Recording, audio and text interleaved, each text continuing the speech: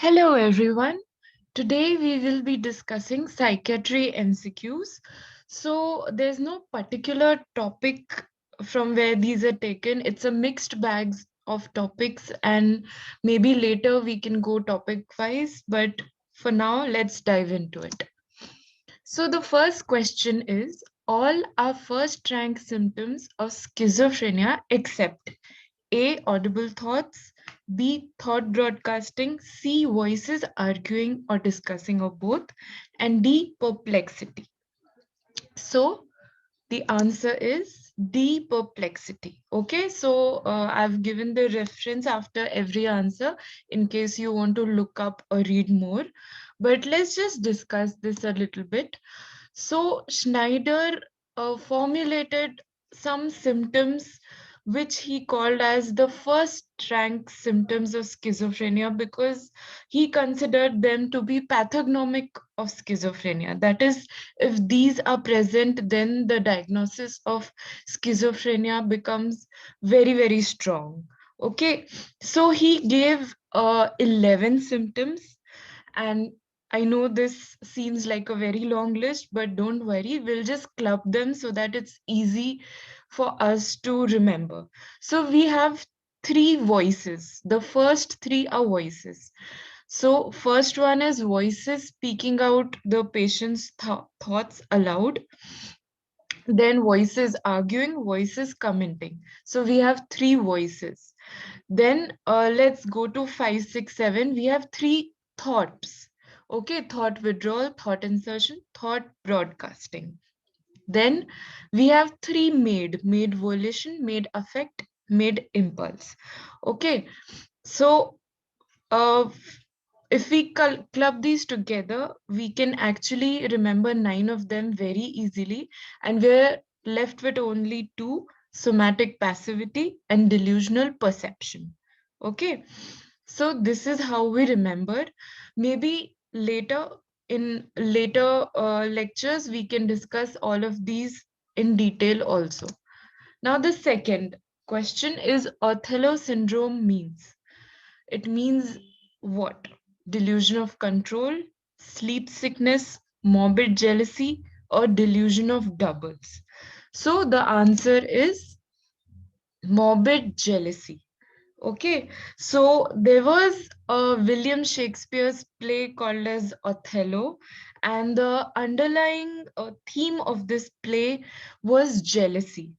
So that is why in a patient with morbid jealousy, we call it as Othello syndrome. Okay, next move on.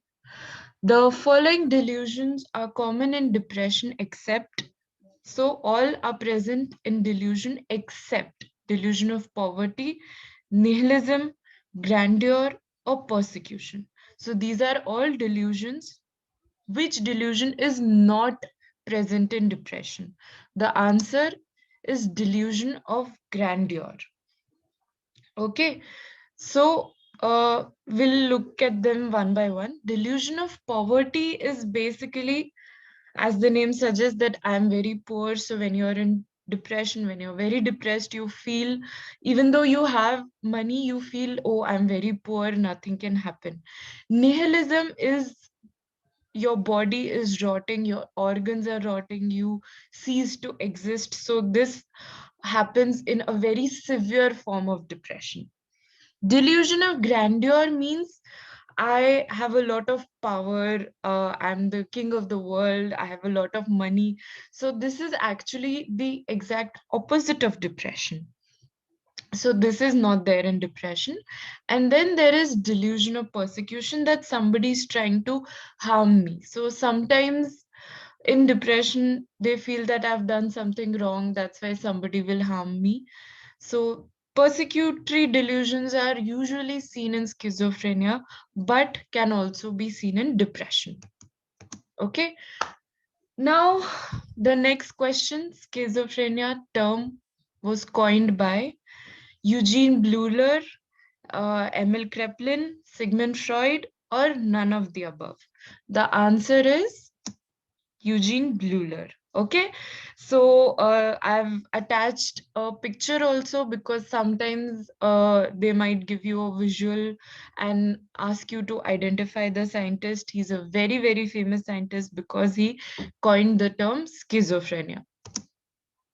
Now, the next question, which of the following parts of the brain deals with moral standards? So, your id, ego, superego, or ultra ego? So the answer is superego. Okay, so we'll see what all of this is. So Sigmund Freud gave the structural theory of mind, in which he said that there are three parts to your mind: the id, the superego, and the ego. Now, id is basically your pleasure principle. It says that I want that right now, and I want it irrespective of whatever is there. But your superego is your moral principle.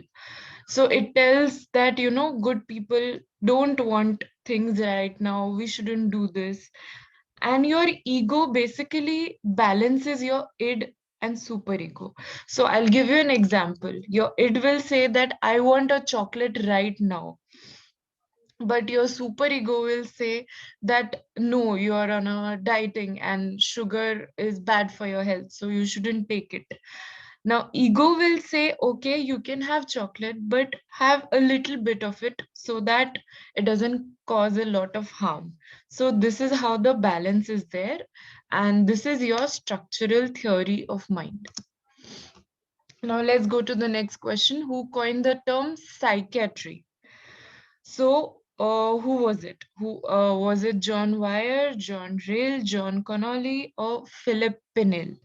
The answer is John Rale. Again, I've attached a photo in case they give you visual and ask you to identify. Now, the next question, hypnotizability can be measured using EEG, EMG, eye roll sign, and pain stimuli. So the answer is eye roll sign.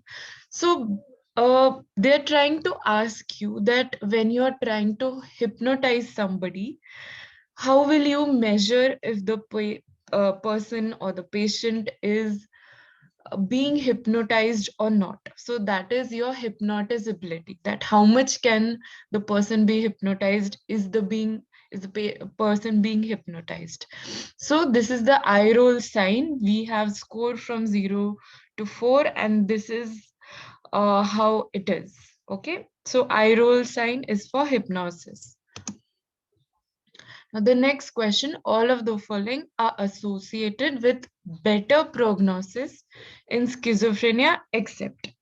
So, your options are late onset, married, negative symptoms, and acute onset.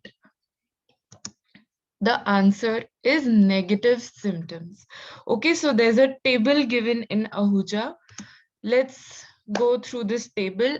Don't worry, I know it looks like a very long and a very big table, but if you remember the good prognostic factor, you need not remember the poor, because the poor are the exact opposite of good prognostic factor. So you just need to remember one part of the table, and that is also very easy.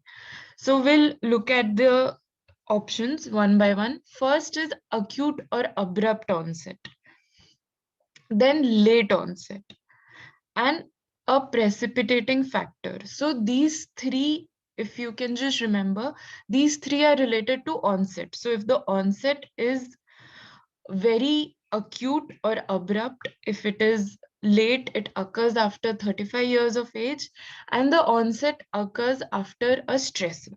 So these are good prognostic factor. Then good pre-morbid adjustment, that is the patient is well adjusted. Then there are some subtypes of schizophrenia. Out of them, the catatonic one has a good prognostic factor. The disorganized one has a bad prognostic factor. Okay, so in this, you have to remember both the points. Then you come to duration. So if the duration is very less than 6 months, it's a good prognosis. If more than 2 years, bad prognosis. Presence of depression, they say, is actually a good prognostic factor. Then positive symptoms, family history of mood disorder, that is again depression or mania, is a good prognostic factor. First episode is a good prognostic factor. That is, if you have just one episode, then uh, it need not actually go to other episodes also. You may just have one episode. Then having a picnic or a round of fat physique, female sex, having a good social support. Then they say confusion, disorientation in the acute phase, actually they have seen is actually a good prognostic factor.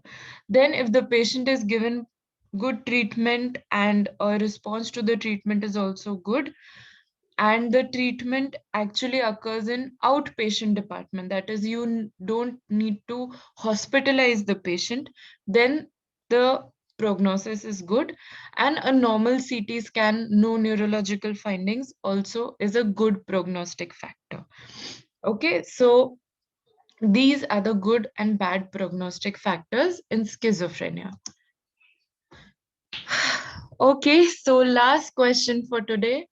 Somatic passivity is seen in depression, hypomania, body dysmorphic disorder, or schizophrenia.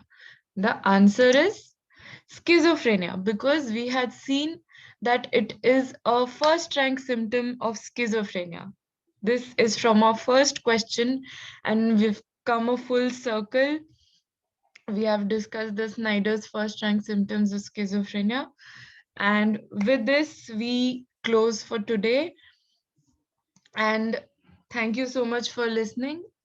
We'll discuss more schizophrenia and other topics of psychiatry as we go along. Thank you so much.